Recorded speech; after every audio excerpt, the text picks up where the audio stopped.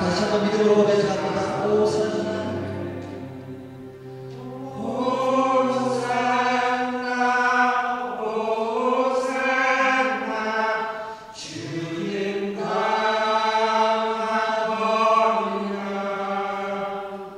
호산나 호산나 예수 다시 사셨네. 아멘. 감사합니다.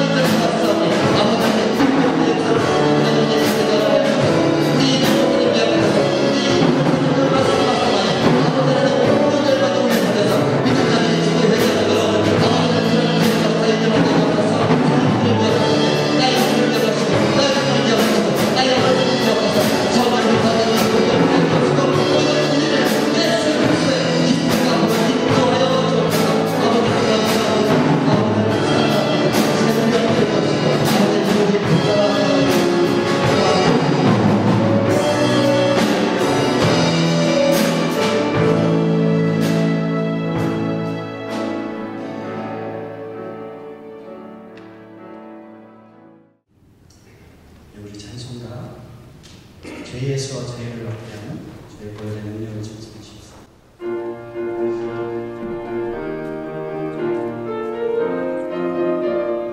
이제 예수의 보혈을 죄에서 자유를 얻게 하는 보혈의 능력 주께로 시험을 이기고 승리하니 참 놀라운 능력이로다. 주의 보혈 능력이로다. 주의 피 믿음으로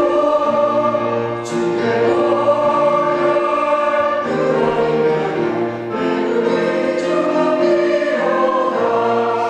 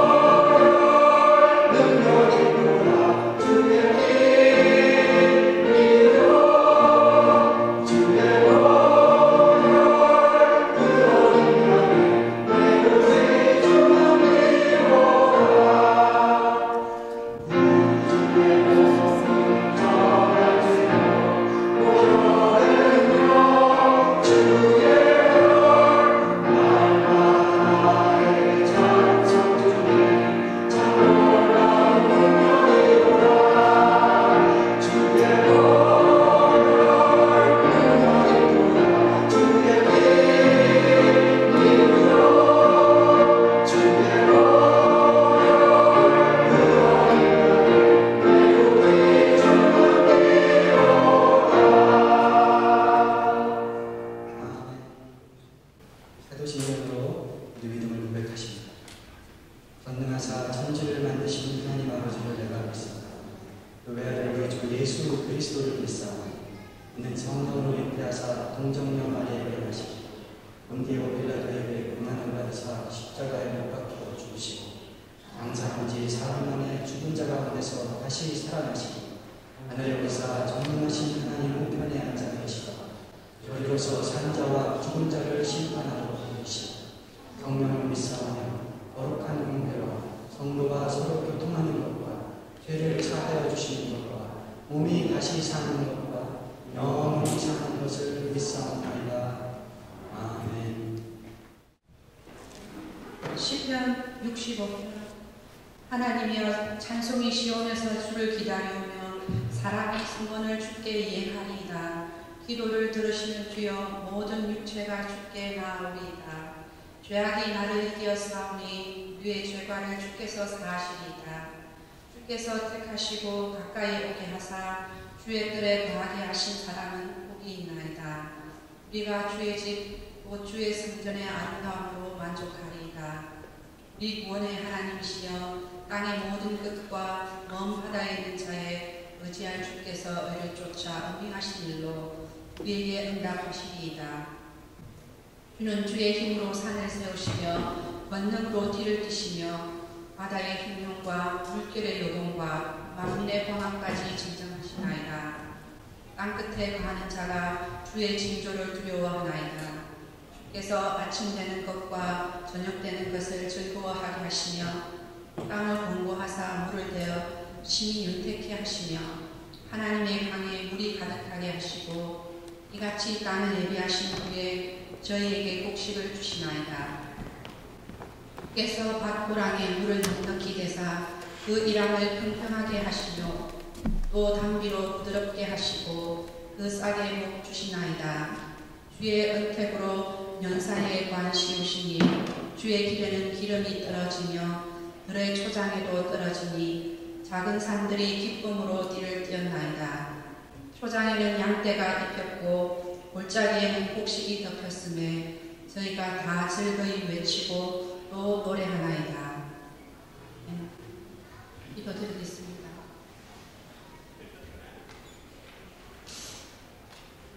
전능하시고 거룩하신 하나님 아버지, 늘 사랑과 은혜로 돌보아주시는 주님, 전심으로 주님을 찬양합니다. 우리의 생명이시며 소망이신 주님, 이제까지 우리의 삶과 지금 이 시간 주님 앞에 예배드릴 수 있는 생명과 믿음 주심을 감사드립니다. 저희들은 늘 부족하고 어리석어 한 주간 동안의 세상에 살면서 주님 뜻대로 살지 못하고 저희 육신을 위하여 많은 죄악 속에서 살았습니다. 이 시간 저희들을 회개를 들어주시고 용서해 주시옵소서.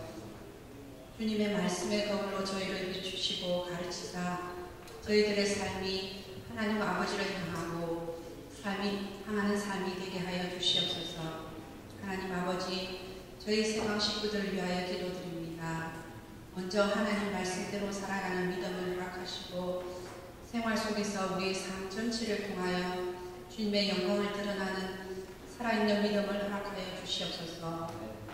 특별히 강구합기는 육신의 연약함을 인하여 고통중에 있는 식구들을 기억하여 주시옵소서.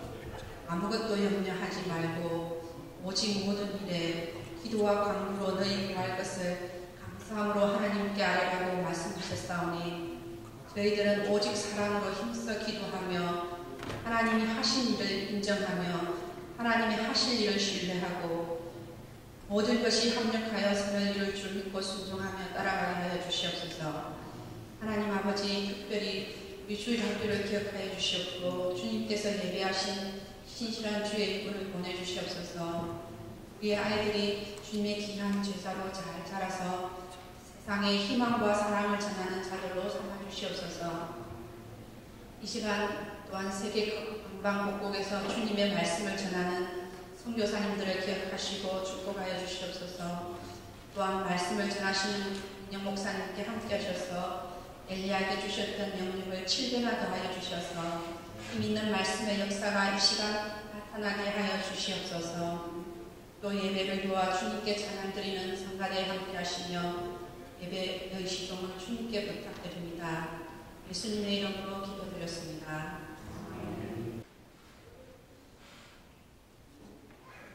주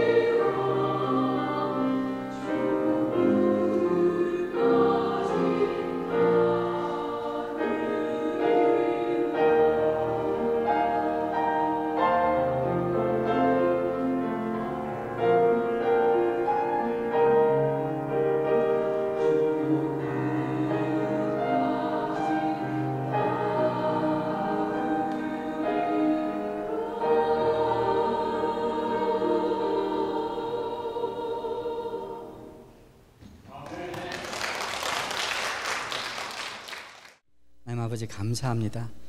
가난하지만 오직 주께서 주신 것으로만 살기 원합니다. 연약하지만 주가 주시는 능력으로만 살기 원합니다. 다른 데에서 스스로 힘쓰고 스스로 높이려 하지 않기 원합니다. 정결하게 하시고 온전히 주만 쫓게 도와주시옵소서. 주가 주시는 은택이 세상의 어떤 것보다 내가 이룰 수 있는, 우리가 이룰 수 있는 어떤 것보다 크고 놀랍고 영원한 것을 믿사옵나이다. 하나님 아버지, 삶 가운데서 일용할 양식을 통하여서, 또 때로는 하늘 양식을 통하여서, 때로는 우리가 생각도 꿈도 못했던 은택과 주님 구원을 베푸시는 것을 통하여서 늘 살아계신 것이 우리 삶 가운데 증거되는 복을 허락하여 주시옵소서. 하나님께서 모든 것의 주인 되시고 풍족하게 베푸셨사오니 하나님 앞에 우리 시간과 우리 마음과 우리 헌물을 올려드리옵나이다. 하나님 아버지, 모든 것이 주께로부터 왔사오니 주님께 올려드려 주님께 쓰임받기 원하옵나이다. 주께서 사용하여 주실 때 온전히 사용될 줄 믿사오니 함께하여 주시옵소서.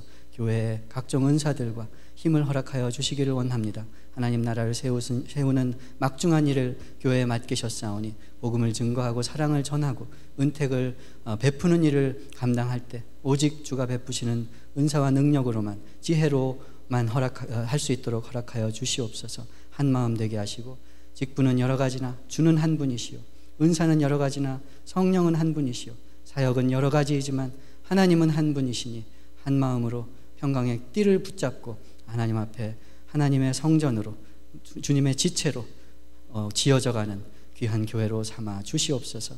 예수 그리스도의 이름 받들어 기도드리옵나이다. 아멘. 네, 우리 하나님 말씀 전하고 듣는 시간 같습니다. 오늘 설교 제목은 이웃입니다. 관계에 관해서 잠언의 말씀을 나눠보려고 합니다. 이곳저곳에서 뽑았습니다. 그래서 찾기는 좀 불편하실 것이고 제가 받들어 읽겠습니다.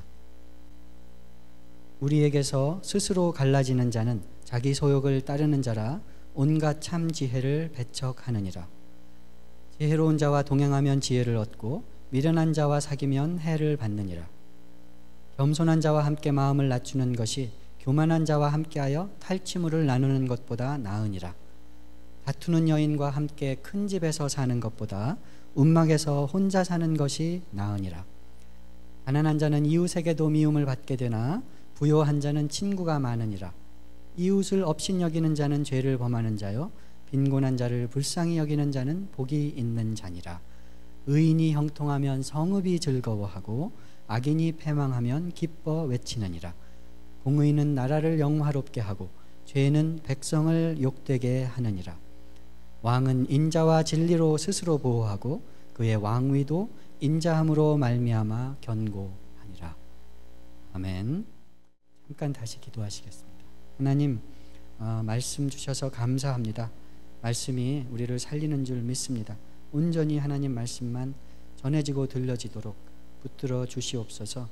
우리 약한 것 통해서, 미련한 것 통해서 주의 능력과 지혜를 밝히 드러내어 주시옵소서. 그 가운데 지혜를 얻어 생명길 걷기 원하오니 주여 함께하여 주시옵소서.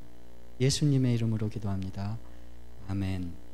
관계에 대해서 나눠보려고 합니다. 지혜는 하늘에 있는 고상한 것이기도 합니다.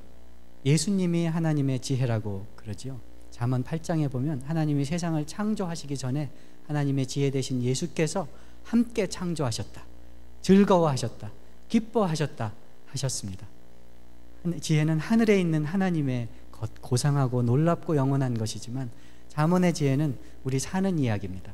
그 지혜가 어떻게 우리 삶 가운데 우리를 살리는지, 어떻게 우리를 바로잡아서 의의 길을 걷게 하는지. 그런데 우리 사는 이야기이기 때문에 맨날 우리 사는 이야기입니다. 집에서 아들하고 관계, 어머니하고의 관계, 이웃과의 관계, 가난한 이웃과의 관계, 부자인 이웃과의 관계, 왕과의 관계, 그렇죠? 일하는 데에서 손님들과의 관계, 관계에 관한 것입니다. 지혜는 하나님의 것이고 하늘에 있는 것이지만 우리 삶 가운데서는 관계에 관한 가르침들로 잠언에서는 대부분 가르치고 있습니다.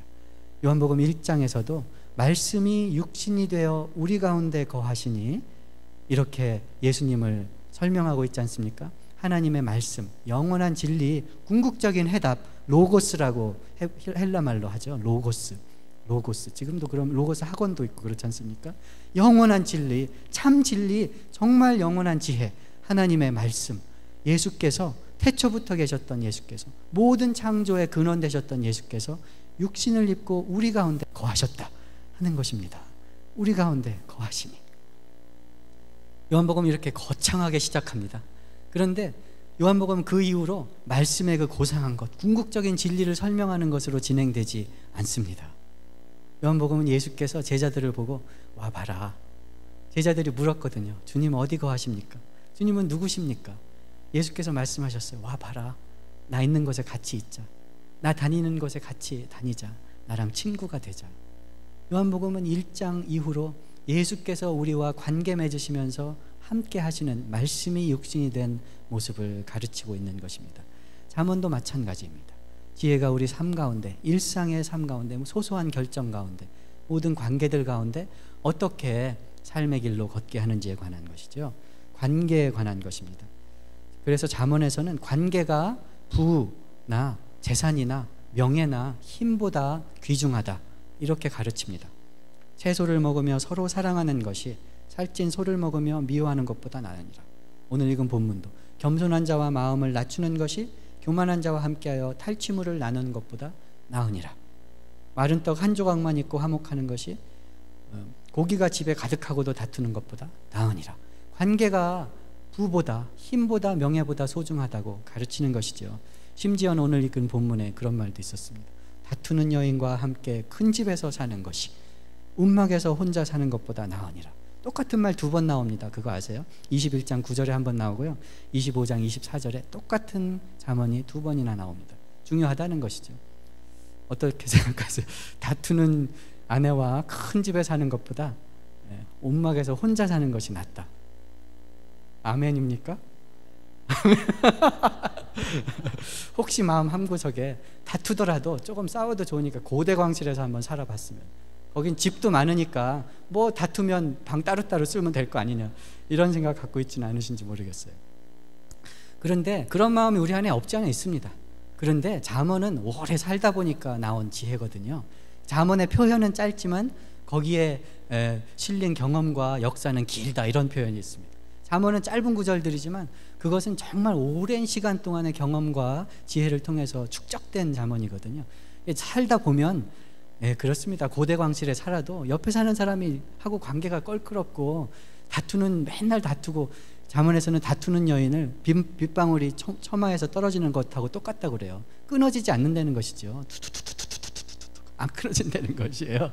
그거보다는 움막에 혼자 사는 게 차라리 나. 그게 경험이거든요. 젊은 남편 아내들 어떠십니까? 어떤 생각 드세요? 고대광실에서 한번 싸우더라도 살아봤으면 원이었겠다. 아니에요. 안 그렇습니다.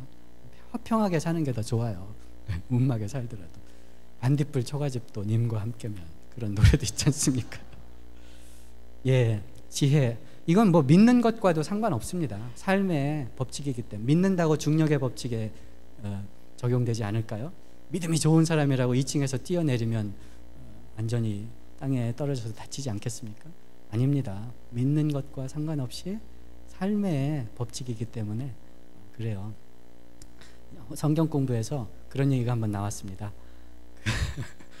한국에서 엄마들이 자식이 서울대만 갈 수 있다면 내가 지옥에 가도 좋겠다, 이런 말을 한답니다. 그래서 그런 책이 나왔어요. 책 제목이 그것인지는 모르겠는데 하여간 주제가 그것입니다. 자식이 서울대만 갈 수 있다면 지옥 가도 좋겠다. 그런 것 같아요. 그런 마음이겠죠. 그런데 살다 보면, 여러 사람들의 경험을 보면 별거 아니거든요. 서울대 나온 것이 행복 보장해주지 못하거든요. 하나님을 경외하는 것이 행복을 보장하는 것이죠. 알게 되는 것입니다. 잠언은 삶의 법칙입니다. 믿음에 무슨 이렇게 해야 된다라는 도덕이라든가 이렇게 해야 된다는 원칙이라기보다는 삶의 법칙인 것이죠. 적용되는 것입니다. 우리 삶에 나타나는 것입니다. 잠언은 그래서 지혜의 결과, 지혜롭게 산 상급을 관계의 평안한 관계로 표현합니다. 복된 나라는 지혜로운 왕이 다스리는 나라고, 복된 가정은 지혜로운 아버지가 지혜로운 자식을 가르치는 가정이 복된 가정이라는 것이죠. 의인이 형통하면, 지혜로운 자가 형통하면 성읍이 즐거워한다 했습니다. 악인이 패망하면 기뻐 외친다. 공의가, 지혜가 나라를 영화롭게 한다. 왕도 지혜와 인자와 진리로 자기 왕위를 보존한다. 이렇게 이야기하는 것이죠. 우리는 의로움, 지혜, 선함 이러면 내가 가진 것으로 생각하는 이 서구 사회에서 살고 있습니다. 현대 사회에서. 그런데 성경을, 신약 성경이라도 자세히 살펴보면 구원과 의로움과 지혜를 관계의 측면에서 설명하는 것이 더 많습니다. 바울도 그렇습니다. 우리가 하나님 앞에 의롭게 된 것, 구원을 받은 것이 내가 가진 것이 아니고 하나님과의 관계가 회복된 것으로 설명하는 것이죠. 우리는 우리가 받은 구원이 내가 이룬 것이 아니고 나의 선행이 아니고 하나님의 은혜다. 그럴 때 고민이 생깁니다. 내 구원이 하나님의 은혜라면 나는 아무 일도 안 해도 되는 것인가? 은혜로 구원을 받았으니 행위는 아무렇게나 해도 괜찮은 것인가? 이런 고민이 있어요. 신학자들도 고민합니다. 그런데 구원이 하나님과 원수되었던 데에서 관계가 회복된 것이라면, 하나님 앞에 빚장이었는데 죽음으로밖에, 사망으로밖에 갚을 수 없는 죄의 삭은 사망이니까 죄인이었는데, 빚장이었는데 예수께서 자기 목숨으로 화목제물로 자기를 바치셔서 빚을 다 갚아주셔서 하나님 앞에 빚장이가 아니고 원수가 아니고 화목되게 된 것으로 이해한다면, 하나님과 이제 그렇게 어렵게 관계가 화목되었으니 그 화목에서 벗어나는 일을 또 할 수 있겠습니까? 행위를 고민할 일이 없는 것이죠. 바울도 그렇게 설명합니다. 예수가 너희를 죄의 종에서, 종된 것에서 풀어서 자유롭게 했는데 그 자유를 가지고 다시 죄의 종이 되려 하느냐, 하나님의 의의 종이 되어야 할 것이 아니냐, 관계의 측면에서 구원도 설명하는 것이죠. 행위와 은혜의 문제가 고민할 것이 없는 것입니다. 내가 받은 구원과 우리 이웃들의 구원도 고민할 것이 없어져요. 전도하는 것, 내가 가진 믿음을, 나만 아는 구원을 전하는 것으로 생각할 때는 참 잘난 척한다. 그래, 너나 믿어서 죄송합니다. 이렇게 될 수가 있어요. 너는 아직도 못 믿고 그러고 있니? 이렇게 될 수가 있어요. 주고받는 것으로, 내가 가진 것을 나누는 것으로 생각합니다. 그런데 구원이 내가 하나님께 화목된 그 잔치 자리로 초대하는 것이라면, 내가 받은 구원과 내 이웃이 받는 구원이 같은 것이 되는 것이거든요. 예를 들어 이런 것입니다. 예수께서 포도원 비유를 말씀하셨잖아요. 포도원 비유. 포도원 주인이 있었습니다. 그런데 길거리에 일꾼들이 일자리를 찾으면서 기다렸는데, 포도원 주인이 아침에 나가서 한 사람을 데려다가 일을 시켰습니다. 오후에 나가서 한 사람을 데려다가 일을 시켰습니다. 저녁 때 6시면 해가 져서 일을 마쳐야 되는데 오후 5시에 나가서 보니까 아직도 일자리를 찾지 못하고 이렇게 있는 사람이 보였습니다. 그 사람 데려다가 일을 시켰습니다. 일이 다 마치고 나서 이제 하루 종일 일한 사람도 있고 반나절 일한 사람도 있고 1시간 일한 사람도 있는데 품삯을 나눠주는 거죠. 1시간 일한 사람한테 하루 일당을 주는 거예요. 그러니까 하루 종일 일한 사람은, 야, 저 사람은 1시간 일했고 난 8시간 일했으니까 나는 8배를 받겠다, 이렇게 생각하고 있는데 똑같이 줬던 것이죠. 그래가지고 불공평하다고 주인한테 따졌지 않습니까? 그 주인이 뭐라고 그랬죠? 내 것을 가지고 내가 베푸는데 너가 왜 상관하느냐, 이렇게 얘기했잖아요. 이게 참 어렵습니다. 우리 사고방식으로는요, 일한 만큼 받아야 되고 대가를 합당하게 줘야 되는데 주인이 불공평합니다. 불공평해요. 그런데 구원과 은혜를 내가 받는 것, 이렇게 생각하니까 그런 것이에요. 김동호 목사님이란 분이 이렇게 설명하셨습니다. 만약에 아침에 들어온 그 일꾼이 아빠고 저녁에 들어온 그 일꾼이 아들이라고 생각해봐라. 생각해보세요. 아버지는 아침에 들어와서 일했습니다. 돈 벌 저기가 희망이 있잖아요. 근데 아들이 밖에서 일자리도 없이 빈둥빈둥 그러고 있었던 거예요. 상심하고. 나는, 아버지는 그래도 어느 정도 여유가 있는데 저 아들은 이제 아들을 막 낳아가지고 자식을 낳아서 먹을 거 분유를 사갖고 들어가야 되는데, 그렇게 안타까워하고 있었는데 주인이 1시간 남았는데도 그 아들을 데려다 일을 시키니 얼마나 감사합니까? 그리고 그 아들에게 똑같은 일당을 주니 얼마나 감사하고 기쁘냐, 이것이지요. 하나님이 우리에게 전도하라고 하는 것, 우리에게 복음을 증거하라고 하는 것은 그것입니다. 하나님이 우리를 구원하시고 이 품어주시는 관계 가운데, 자식으로 한 그 관계 가운데 초대하려는 것입니다. 같은 공동체로 초대하려는 것이지. 손해볼 것도 없고 따질 것도 없고, 어떤 사람이 평생 죄 짓다가 마지막에 회개해서 구원받으면 참 억울하고, 그런 구원 나도 그렇게 해야 되겠다, 그게 아니라는 것이에요. 참 구원받지 못해서 극렬하고 불쌍했는데 긍휼히 여기시는 아버지 마음에 같이 들어가라는 것이에요. 관계가 중요합니다. 관계. 그래서 바울은 하나님 나라는 먹고 마시는 데 있는 것이 아니라 성령 안에서 의와 평강과 희락이다. 의와 평강과 희락은 다 관계에 관한 것이거든요. 하나님 나라가 우리 가운데 임하기 원합니다. 우리 관계는 어떻습니까? 이웃과의 관계, 부모 자식 간의 관계, 직장에서의 관계는 어떻습니까? 하나님 나라가 이루어지고 있습니까? 의와 희락과 평강의 열매들이 맺혀지고 있습니까? 그것이 하나님의 뜻이라는 것이에요. 그것이 하나님 나라가 우리를 통해 서가는 것입니다. 그것이 지혜로운 길이고 함께 사는 생명길이라는 것입니다. 우리 구체적인 관계들 속에서 의와 희락과 화평의 열매를 맺는 하나님 나라의 백성들이 되시기를, 저도 그렇게 되기를 주님의 이름으로 기도하고 축원합니다. 현대, 아까 이제 고대 사회와 현대는 자기 가치, 스스로 높아지는 것, 이렇게 얘기를 했지만 현대 사회에서도 사실은 관계가 중요합니다. 잠언에 이런 구절이 있어요. 타인으로 너를 칭찬하게 하고 내 입으로는 말며 외인으로 너를 칭찬하게 하고 내 입술로는 말지니라. 다시 한번 읽어볼까요? 칭찬은 남이 해주는 거지 스스로 칭찬하는 것이 아니다, 이것이에요. 당연한 말이지요. 스스로 자기 잘난 체 하는 사람 좋아하는 사람 아무도 없잖아요. 그런데 현대사회는 사실은 자기 PR 시대거든요. 자기 가치를 자기가 높이는 시대입니다. 스펙 쌓는다는 말 아시나요? 한국에 저 요즘에 배웠습니다. 스펙 쌓는다는, 명문 학교, 명문 레슨, 명문 직장, 그죠? 명문 멘토 해가지고 스펙을, 자기 가치를 높이는 것이죠. 스스로.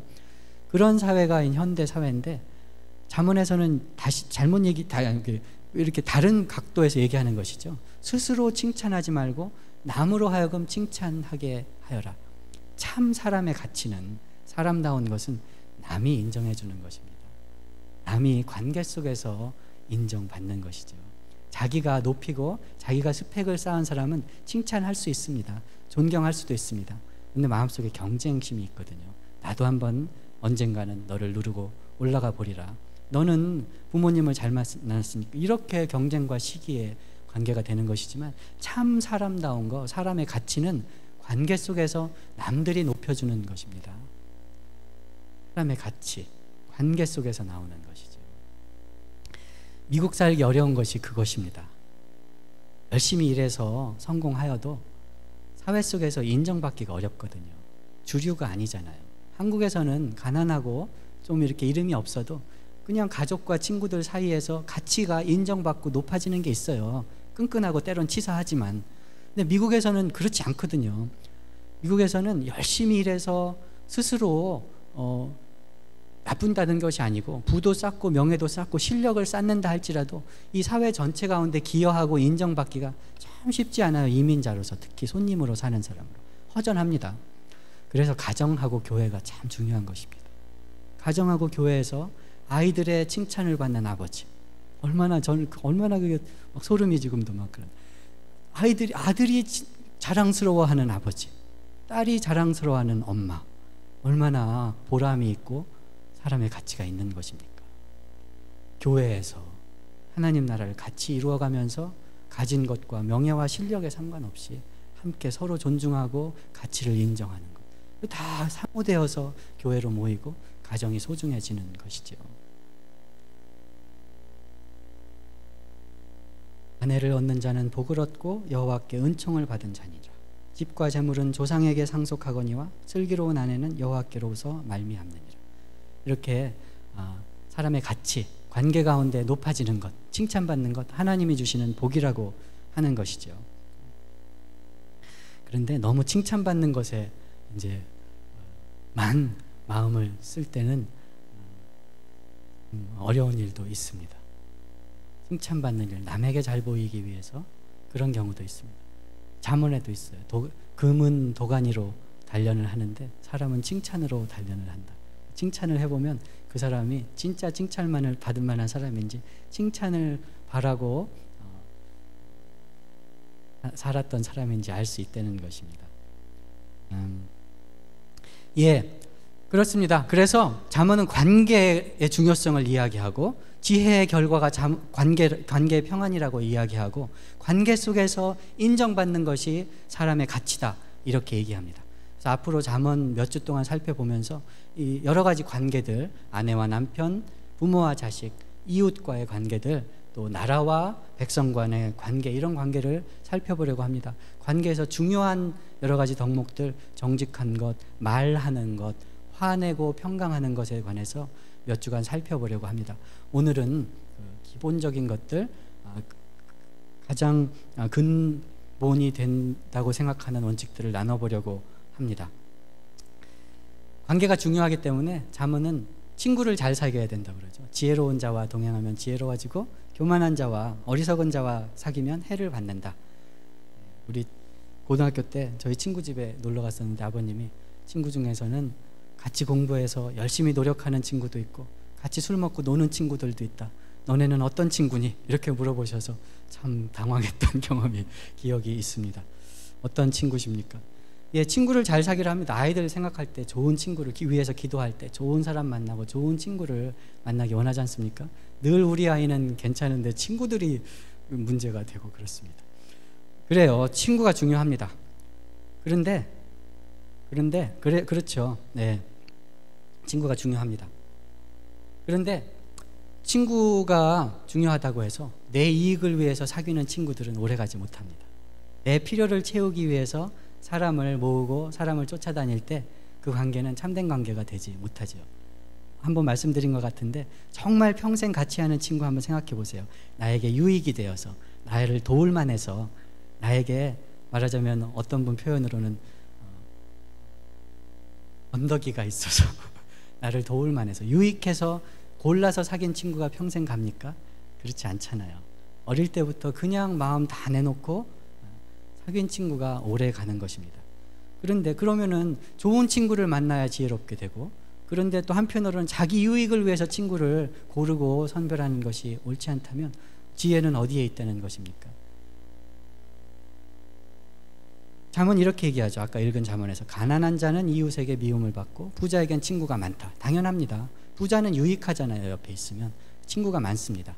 그런데 그걸 따라가는 것이 지혜가 아니라 그 다음 구절에 이웃을 업신여기는 자는 죄를 범하는 자요 빈곤한 자를 불쌍히 여기는 자가 복이 있는 자다.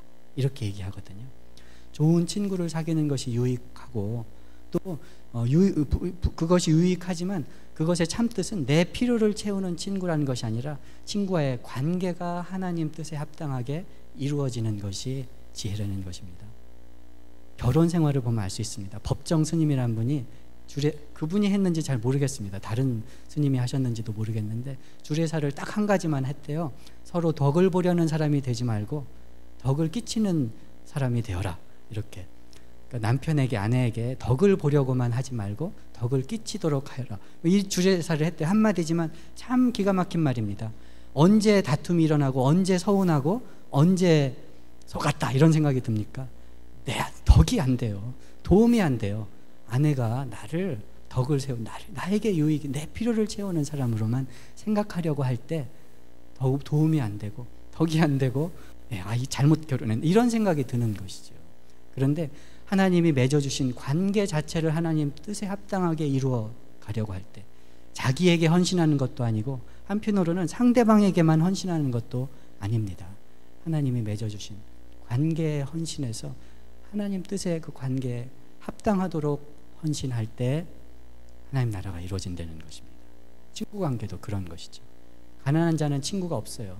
그렇다고 가난한 자를 멀리하는 게 지혜가 아니라 가난한 자를 베풀고 함께 그 구원의 관계 가운데 초대하는 것이 하나님 뜻이 이루어지는 것이요 복받는 길이고 생명의 길이라는 것입니다. 내 필요를 채워라 하는 것이 죄의 본성입니다. 사실은 죄의 본성입니다. 내 필요에 따라서 나 기준으로 모든 사물을 보는 것이 죄의 본성입니다. 그러면 베풀 수가 없거든요. 그러면 놀 수가 없거든요. 하나님이 창조하시고 남자와 여자를 창조하시고 만나게 하셨을 때 뼈 중에 뼈, 살 중에 살이었습니다. 완벽하게 서로 맞았어요. 부족한 게 없었습니다. 죄짓고 불순종하고 처음 시작한 것이 너 때문에 이런 비난이었거든요. 여자 때문에 죄를 지었고, 뱀 때문에 죄를 지었고, 하나님 때문에 죄를 지었고, 이렇게 비난하는 것이 됐거든요. 죄의 결과로 하나님이 내린 심판 중에 하나가, 여자에게 내린 심판이 이런 것이 있습니다. 너는 남편을 사모하겠지만 남편은 내게서 돌아서리라. 이게 하나님의 죄의 심판 중에 하나였어요. 한번 생각해 보세요.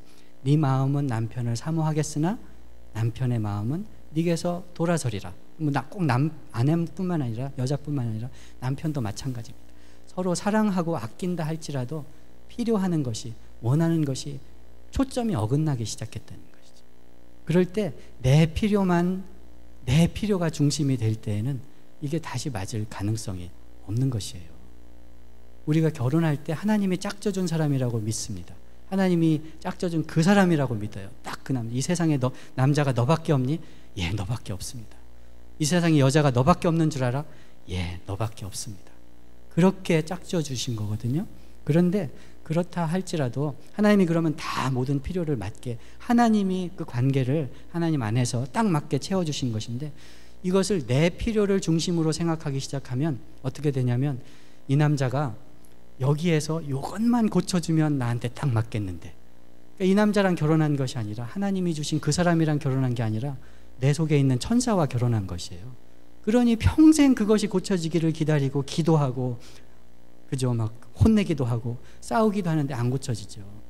아, 속았다. 그전에는 그렇지 않았는데. 아니요, 똑같은 사람이에요. 그런데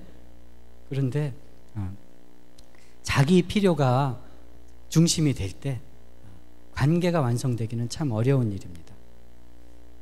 하나님이 원하는 관계, 하나님이 정하신 관계를 이루어 가도록 상대방의 필요를 채워주고 내 욕심을 내려놓고 함께 이루어가는 것이 지혜라는 것입니다. 철이 철을 날카롭게, 사람이 그의 친구의 얼굴을 빛나게 하는 것처럼 아부만 하는 것이, 기분 좋게만 하는 것이, 상대방에게 헌신하기만 하는 것이, 필요를 채워주기만 하는 것도 지혜가 아니라는 것입니다. 철이 철을 날카롭게 하는 것처럼 사람이 친구의 얼굴을 빛나게 한다. 모든 관계가 그렇습니다. 부부 사이에, 자녀와의 사이에, 이웃과의 관계에서, 교회에서 형제 자매의 관계에서 하나님이 세우신 그 관계의 뜻이 어디에 있는 것인지 말씀을 통해서 배우고 그 뜻이 이루어지도록 애쓰고 헌신하는 것이 지혜라는 것입니다. 상대방을 도울 때 배려해서 도와야 되겠죠. 내 위주로 도와서는 안 되겠습니다. 그 성경 공부 시간에 이런 예화를 한번 들었습니다. 어떤 이등병이 겨울에 부대에서 빨래를 하고 있었습니다. 찬물로 막 빨래를 합니다. 손이 다 고봤습니다. 고생이지요. 이등병은 뜨거운 물을 어디서 얻을 수가 없잖아요. 소대장이 지나갔습니다. 불쌍했어요. 도와주고 싶었습니다. 야, 누구누구 이병아, 너무 너 고생한다. 그래서 되겠니? 저 치사대에 가서 뜨거운 물 좀 얻어다가 그걸로 빨래해라. 아, 이등병이 고마워가지고 치사대로 갔습니다. 누구누구 병장님, 뜨거운 물 좀 주세요. 뜨거운 물로 빨래 좀 하게. 뜨거운 물 얻었을까요? 아닙니다. 혼나게만 했죠. 기하면 이 군기가 빠져가지고 이등병이 감히, 그래서 그냥 찬물로 계속 하고 있었습니다. 중대장이 지나갔습니다. 너 그래서 되겠니? 저기 가서 뜨거운 물 얻어다. 똑같은 얘기를 하는 거예요. 전혀 도움이 안 돼요. 위로가 안 되죠. 처음엔 고마웠는데. 그런데 하려니까 그냥 할 수 없이 가서 또 혼나고 왔습니다. 그죠? 선임하사가 지나갔습니다. 선임하사가 보더니 이렇게 얘기하는 겁니다. 야, 누구누구 이병아, 내가 세수를 좀 해야 되겠는데 취사병 누구한테 가서 선임하사님 세수해야 되니까 뜨거운 물 좀 달라고 해서 갖고 와라. 그래서 가서 얘기해서 받아왔어요. 그 주죠. 당연히 주죠. 그러니까 나는 괜찮으니까 너 인물 뜨거운 물로 조금이라도 손 녹이고 빨리 해라. 이렇게 도와줬다는 것이죠. 도와주고 섬기고 관계를 이루는 일은 내 위주로 되는 것이 아니에요. 잠언에도 나옵니다. 초상집에서 노래 부르는 일은 그 소다에 식초를 붓는 일과 똑같다. 이렇게 얘기를 하는 것이죠. 이른 아침에 큰 소리로 자기 이웃을 축복하면 도리어 저주같이 여기게 된다. 경우에 맞지 않게 상대방의 입장을 배려하지 않고 축복하는 거, 돕는다고 하는 거, 위로하는 거, 가르치는 거, 힘준다고 하는 것이 때로는 힘이 되지 못할 때가 있다는 것이죠. 이건 지혜입니다. 훈련해야 돼요. 실제로 그 상황에 들어가서 실패도 하고 배우고 해야 합니다. 실패했을 때 어머나 뜨거워라, 이거 내 힘으로 되는 것이 아니네 했을 때도 좌절하지 않고 계속 도울 수 있는 것은 긍휼히 여기는 마음이 있어야 돼요. 끈기가 있어야 됩니다. 그것 없이 남 돕는 거 쉽지 않습니다. 조금 도우려고 하다가 어머나 안 되는가 보다, 받을 만한 사람이 못 되나 보지, 이렇게 되는 것이 우리 한계거든요. 남을 돕는 거, 남에게 선행을 베푸는 거 하나님이 하시도록 해야 하는 것입니다. 내가 가진 것으로 한계가 있지요. 남을 돕는 것과 도덕의 최고 율법은 황금률이지 않습니까? 황금률. 남이 너에게 해주기를 원하는 대로 남에게 해주어라. 참 고상한 말이지만 정말 어려운 말입니다. 왜냐하면 내가 가진 것, 내가 누릴 것, 도와는 것을 내 힘으로만 생각한다면, 내 입장으로만 생각한다면 나에게 없어지면 남은 살지 모르지만 나는 죽는 거거든요. 나는 손해거든요. 그래서 어느 정도까지는 나는 손해봐도 남을 이롭게 할 수 있을지 모르지만 한계가 다 사람에겐 있는 것입니다. 더 줄 수 없는 때가 있어요. 더 할 수 없는 때가 있는 것입니다.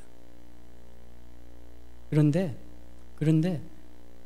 복을 주는 분이 근본이 하나님이신 것을 인정한다면 이웃에게 내 것을 나눠주는 것이 아니라 이웃이 하나님의 복받기를, 하나님이 구원해 주시기를 나도 똑같은 구원을 받아야 될 것을 가난한 자리에 들어간다면 아까울 것이 없는 것입니다. 끝까지 할 수 있는 것입니다. 부담되지 않는 것이죠. 어려운 사람 돕는 거 부담되는 일입니다. 언제까지 해야 될까? 과연 이것으로 효과가 있을까? 가난한 나라님도 못 구한다는데 내가 가진 것으로 한다고 생각할 때 그렇습니다. 내 입장에서 생각할 때 그렇습니다. 근데 하나님이 긍휼을 베푸시는 것을 믿고 하나님의 긍휼하심에 의지해서 나도 구원을 받아야 되는 사람이구나, 나도 하나님의 구원이 필요한 사람이구나, 그렇게 관계를 세워갈 때는 아깝지 않은 것입니다. 끝까지 할 수 있는 것입니다. 나의 선행과 희생이 아니고 하나님이 복의 근원인 것을 우리가 베풀고 위해서 기도하고 선을 베푸는 연습 속에서 점점 더 보아가기를 원합니다. 그 실력이 늘어나기 원합니다. 실력이 있어야 돼요. 실력이 있어야 됩니다. 그냥 되는 거 아닙니다. 아이고 나 더 이상 못하겠다 했을 때 한 걸음 더 나가야 되는 것입니다. 그럴 때 하나님의 구원이 임하지요. 내 힘이 다한 곳에서 임하는 하나님의 구원을 경험하는 것이지요. 그렇게 연습하고 지혜의 실력을 쌓아가는 그런 우리가 되기 원합니다. 하나님의 한 가지 이야기만 더 하고 마치겠습니다. 다음에 하겠습니다. 시간이 죄송합니다. 시간이 많이 지났습니다. 예, 우리가 중보기도 합니다. 선행을 베풀기도 합니다. 이웃을 돕기도 합니다. 그런데 참 중보자는 한 분밖에 안 계십니다. 우리 예수님. 참 도우실 수 있는 분은 한 분밖에 안 계십니다. 우리 하나님. 참 구원을 베푸실 분은 한 분밖에 안 계십니다. 우리 하나님 아버지. 그 구원을 나도 받는 것이 중보기도입니다. 그 구원을 받아야 되는 가난한 자리에 들어가는 것이 이웃을 돕는 것입니다. 그것이 관계가 하나님 뜻에 합당하게 하나님 나라가, 하나님의 구원이 이루어지는 곳인 것입니다. 가정에서, 교회에서, 직장에서, 나라와의 관계에서라도 하나님 나라가 이루어지는 성령 안에서 의와 화평과 희락의 열매가 맺히는 복된 저와 여러분이 되시기를 주의 이름으로 축원합니다. 기도하시겠습니다. 하나님 감사합니다. 우리를 구원하시되 우리의 선행대로 하지 아니하시고 우리가 받을 만한 자격이 있는 대로 하지 아니하시고 무한하신 하나님 사랑으로 구원하여 주시니 감사합니다. 무한한 사랑을 받았사오니 하나님 우리 놓으신 이 자리 속에서 모든 관계들 속에서 내 필요를 채우라, 나를 높이라 하지 아니하고 함께 관계를 세워가며 함께 하나님 나라를 세워가며 평화를 세워가며 하나님의 구원을 함께 누리는 복된 관계들로 세워주시옵소서. 내가 가진 것 별게 없는 것 주님 앞에 고백합니다. 나의 선행 별게 없는 것 주님 앞에 고백합니다. 나의 믿음 약하고 어리석은 것 주님 앞에 고백합니다. 주께서 우리 가운데 행하시고 가르쳐 주시고 훈련하셔서 주의 능력으로 은혜로 하나님 나라를 이뤄가게 도와주시옵소서. 이제는 내가 산 것이 아니요 예수께서 우리 가운데 사셨다 하셨사오니 예수 그리스도의 사랑과 구원이 우리 가운데 밝히 드러나는 복을 허락하여 주시옵소서. 예수님 이름으로 합니다. 아멘. 다 자리에 일어나셔서 찬송가 325장 예수가 함께 계시니 찬양하시겠습니다.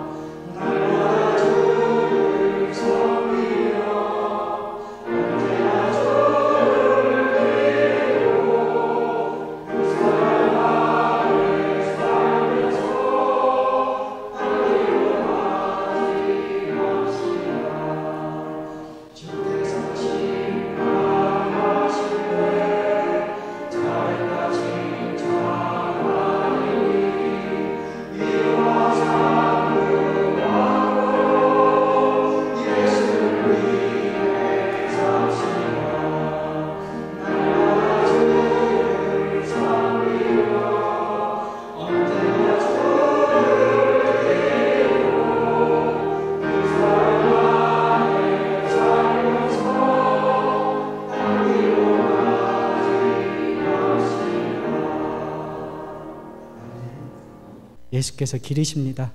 딴 길로 가지 맙시다. 딴 길로 가지 맙시다. 이제는 길이요 진리요 생명 되신 우리 주 예수 그리스도의 은혜와 하나님 아버지의 무한하신 사랑하심과 성령님의 가르치시며 깨우치시며 교통하시며 역사하심이 생명길 걷기 원하는 주의 백성들의 머리 위에 이제로부터 영원까지 함께 계실지어다. 아멘.